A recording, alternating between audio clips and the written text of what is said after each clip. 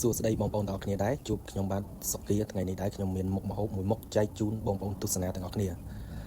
ថ្ងៃនេះដែរទិញពោះហ៊ុនចំនួន1គីឡូដើម្បីយកមកអប់ជាមួយនឹងគល់ក្រៃស្លឹកក្រូចសើចនិងរំដេងគ្រឿងផ្សំយើងមានដូចជាទឹកត្រីស្ករបន្តិចយើងលួចដើម្បីឲ្យវាចេញពណ៌ក្រហមដំបូងឡើយខ្ញុំដាក់ស្ងោរប៉ុន្តែគាត់ថាពីក្បាលវីដេអូដំបូងខ្ញុំអត់បានថតដល់ពេលយើងស្ងោរដាច់ទឹកចឹងទៅបងប្អូននេះវាចេញពណ៌ក្រហមនឹងយើងស្ងោរដើម្បីឲ្យវាដាច់ទឹកចឹងមកយើងចាប់ដើមកូរវាឲ្យក្រហមជាមួយនឹងគ្រឿងឲ្យសព្វដើម្បីឲ្យវាមានរសជាតិឈ្ងុយឆ្ងាញ់ណាបងប្អូន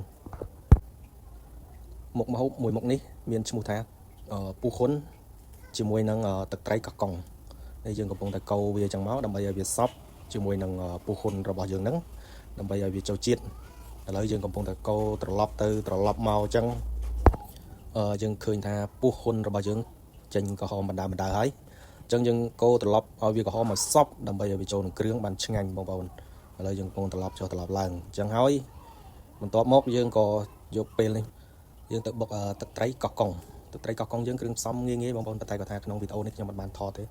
ឡូវពុះហ៊ុនរបស់យើងចាប់ដើមឡើងក្រហមខ្លាំងមែនតើហើយដើម្បីឲ្យយកពណ៌វាល្អអញ្ចឹងនេះបងប្អូនចាប់ដើមចេញក្រហមខ្លាំងហើយអញ្ចឹងតោះតែក្រហមខ្លាំងអញ្ចឹងมันឆ្ងាញ់បើយើងនៅយ៉ាងសអញ្ចឹងវាអត់សូវឆ្ងាញ់ទេនេះ